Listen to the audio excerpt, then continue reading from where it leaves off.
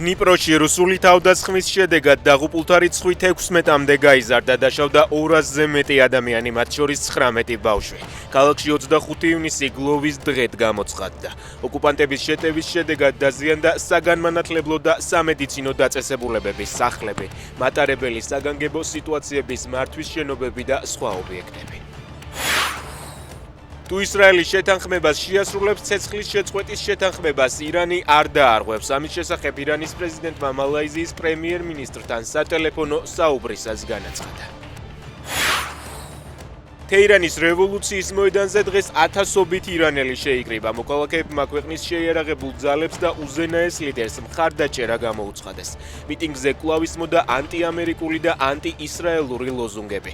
აქციაზე შეკრებილებმა რეჟიმის პროპაგანდის მიერ გამოცხადებული გამარჯვებაც იზეიმეს.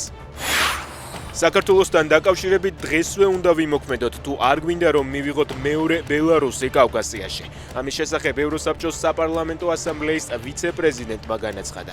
კნუტ აბრაჰამი მოუწოდებს მინისტრთა კომიტეტს დაიცვან ევროპის საბჭოს წითელი ხაზები და დაუყოვნებლივ იმოქმედონ, ვიდრე გვიანი არ არის.